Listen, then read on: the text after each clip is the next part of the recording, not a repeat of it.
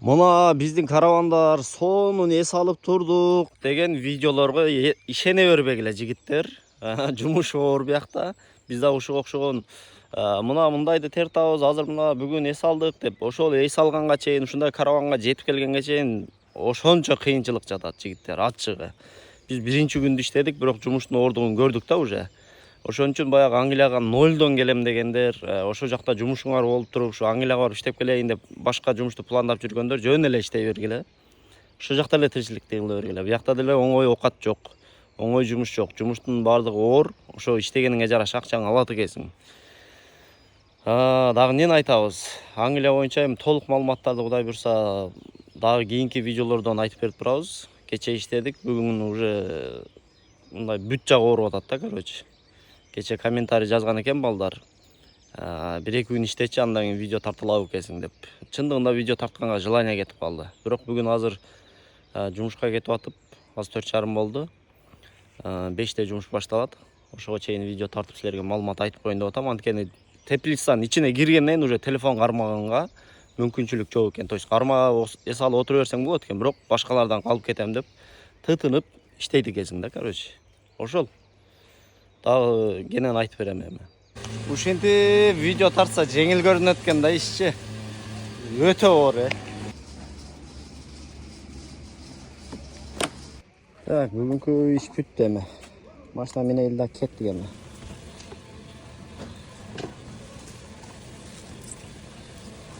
Так, скорость көтөрүп коюнчу мага.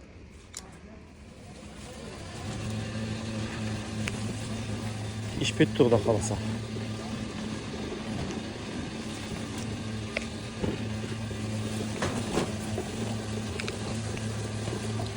Ушинтип видео тартса жеңил көрүнөт экен да ишчи. Өтө оор, чыдабайсың. Мына карагачы. Өтө оор жумуш. 10 саат, 12 саатка чейин турасың. Тик туруп иштейсиң да, короче. Еще кычыштыратын болорчу. Англияда Кудай буйрса 5-чи күндү жашап атабыз, туугандар. Баарыңарды келгиле, жумуш сонун экен деп чакыруудан алысмын. Бирок көпчүлүгүңөр сурап атасыңар, канча сом акча кетти, канча акча менен барса болот деп. Бизге деген 120 000 сом кетти. Визага, билетибизге, биометрика дегенге төлөйсүңөр. Мисалы биз Оштон бардык, Оштон Бишкекке чейин аркы берки жол кире, кыскасы расходторду кошкондо 120 000. Андан сырткары дагы кийим-кечектерди, бир нерселерди алдык, аларды кошкон жокмун. Анан туугандар, көпчүлүгүнчө эле айымдар жазып атасыңар, эжекелер, кичинекей карындаштар жазып атасыңар да. Айымдар үчүн иш оор. Англияда дагы жумуш фермага жараша болот экен. Биз түшкөн фермада жумуш оор экен. Анан башка жактарда мүмкүн жеңил жумуштар бар болушу мүмкүн, бирок ал жака силерди 100% ошол жеңил жумушка түшөсүңөр деген гарантияны эч ким бербейт. Ошондуктан көп эле бул жака надежда кылып, көп эле бул жака баягы басым жасап, жумуш кылбай, ушул жака барсам эле жакшы болуп кетет деп ойлобоңуздар. Анткени бул жакта дагы жумуш оор. Видео аркылуу гана силерге жооп берейин, туура түшүнөсүздөр. Анткени азыр кечинде уже 7:30-8 болуп атат саат. Убакыт тартыш болуп калат экен, интернетибиз дагы жакшы иштебей атат. Ар бир СМСке жооп бере албай калып атам. Ошондуктан туура түшүнөсүңөр. Мүмкүн кенен бир убакыт болуп, дем алыш күндөрү гана жооп берип калбасам, азыр бир аз кыйын болуп атат. Ошол жагын дагы туура түшүнүңүздөр. Азыр бир аз шамалга көз дагы кызарып калды эле, ошого ачык тагып алдым. Аны да жаман көрбөгүлө. Бирок ошол силерге советтим ошол. Биздин эч жерибиз оорубаган жерибиз калбады окшойт. Бүт жагыбыз ооруп атат. Жумуш оор экен, биздики объем экен. Объем ушундай тытынып иштей турган жумуш экен да, кыскасы. Кыргызстанда кенен үйлөргө батпачу элек. Азыр мондай эле каравандарга батып эле. Мына караванда мисалы биз 5 киши жашайбыз. Күндөн бери видео тартканга өтө мүмкүнчүлүк болгон жок. Катуу чарчап калыппыз. Жумуштан кийин уктап калып аттык. Эртең менен туруп шашып калып аттык. Кыскасы бүгүн дагы тайын убакыт бөлүп 5:30 видео тартып атам азыр. Жигиттер, Англияга кантип келдиңиз, кантип барсак болот деген суроолор өтө көп болуп атат. Биз Hops оператор менен келгенбиз. Hops операторуна декабрда анкета толтурдук эле. Февралдын 12-синен баштап чакыруулар келип, этап менен өтүп, 6 ай дегенде биз жанагы этаптарынан өтүп отуруп, анан жетип келдик да. Баягынтип ойлоп албагыла, сразу анкета толтурсам сразу кетип калат экен деп. Жок, сезонго карап чакырат экен. Биринчисинде ошондой чакыруу берип, андан кийин кыскасы 6 ай дегенде биз жетип келдик. сайт качан ачылат экен деп сурагандар болуп атат. Кайсыл оператор менен бардыңар деп биз Хопс менен келдик. Сайттар ачылганда Migrant KG деген баракча бар Instagramда. Ошол жактан көрсөңөр болот. Же болбосо биз дагы билип калсак сиздерге жарыя кылып айтабыз. Жигиттер, Англияга келип трактор айдайын десеңер, не только трактордун правасы, андан сырткары тил дагы билишиңер керек, сөзсүз түрдө. Анткени силерге бир задание берет, бияктан ал, аяк алып бар. Же болбосо дагы бир графиктер болот. Кыскасы жумуштарды ээн эркин түшүнүп, айткан заданиясын толук аткарышыңар керек болот. Ошон үчүн жана права менен иштесем болобу дегендер. Бизде деле айдоочулук көлүк бар. Бирок вакансия деген нерсе бар. Вакансия жок болсо баары бир албайт. Кайра эле жанагы кара жумушту кыласыңар. Ошон үчүн права менен бара коем, барып эле машина айдап иштеп калам деп ойлобогула жигиттер. Биринчи тил билсеңер, андан кийин өзүңөр акырын жайгашканча тилин табып, ушундай бир жеңилирээк жумуштарга өтүп кетсеңер болот. Булардын тракторлары жаңы экен и эмеси дагы автомат коробка болот деп атат. Мен эми ичин ачып көргөн жокмун, азыр айдап жүрөт, бирөөлөр менен сүйлөшүп атат. Кыскасы дадыл экен да, мындайча айтканда. Шуну иштейм десеңер, аркага айдайт дейт, кач дейт. Ушундай иштейм десеңер, тил билген болсоңор, ишти катырсаңар болот. Балон боёбой экен, өтө. Кетти мына. Тормоз аркадан кармап атат. Руль гидравлика экен. Иштейм дегендер, ишти кылсаңар болот эми таксырлар. Жигиттер, каравандарды көрдүңөрбү?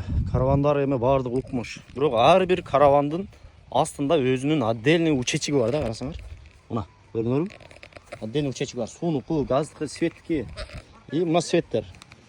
Ушул караванда иштеткен светиңе, сууңа, суу бекер деди, газга өзүң акча төлөйт экенсиң да.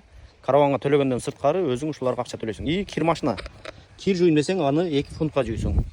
Ушундай жигиттер. Иштегенге жараша акчаны төлөйт. И ошого жараша дагы биякта расходтору бар. Көрдүңөрбү учетчиктерди? Бүт жерде ушундай, мына каравандардын бардыгында ушундай. Ойлобогула ошо интернетте чыгып аткан 300 000 сом, 400 000 сом деп аткандан сырткары дагы расходтор бар. Налогторду алып калат. Мына менин досторум болот. Салам алейкум. Азыр бу жигиттер менен футболго кеттик. Кир машина, короче, кир жуйын десеңер аппаратка салып, кир машинага. Ал дагы платный да, 2 фунтка жууп берет экен. Мында да учетчик бар да. Азыр көргөнсүзбү мына. Көрдүңөрбү, мына кир машиналарда жуулат. Акчасын төлөйсүң, пожалуйста, жуй бер да. Ушундай. Кыскасы жигиттер, оңой элестетип албагыла. Иштегенге жараша тиштейсиң, и ошого жараша дагы расходтору бар. Медиа молодец. Гол сайды. Мына биздин команда жигиттер. Мына кара сулуу ука мына. Кыскасы жигиттер, бүгүн дем алыш болгон, выходной. Выходнойдо футбол уюштуруп, кечиндеси ушул жерде оюн болуп атат азыр. Вайзерлер, кыскасы бүт оюнчулар келип ойноп атат, желающийлер. Көрдүңөр да мына. Аппак достор бар, булар да бизге окшоп иштешет ушул жерде. Защита молодец. Биздин команда мына. Оюн башталган. Иштен кийин мындай адамдарды кызыктыруучу ушундай оюндарды кылып берет экен. Уюштуруп, атайын поля, газону бар экен. Газон деле жасалган эмес, настоящий чөп. Кыскасы оюн болуп атат. Өттө эле бая жумуш оор экен деп айтып койсом, настроениеңер түшүп келе тургандар айнып кетпегиле. Келип иштесеңер болот. Кара жумушка чыдай тургандар.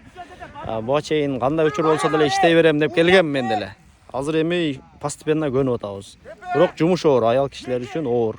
Бул жакка келип уже иштеп аткан аял кишилерге сөз жок.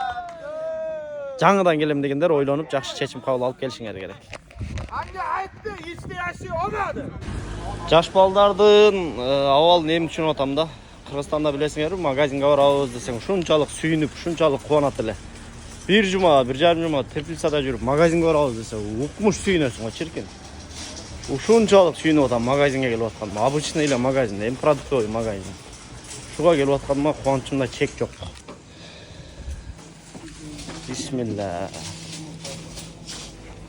Келсең деле биякта деле кыргыздар. Козум. Магазин, кадимгидей эле магазин. Эрик братан. Продукттар келди. Магазинге келдик. Башталды уже, Кудай буйрса. Ne oldu? Şunu alamaz mı Sadra? Көбірек продукт алып кетиш керек эми уже 2 жума выходной болбойт дейт. Көрөбүз эми дальше кандай болот.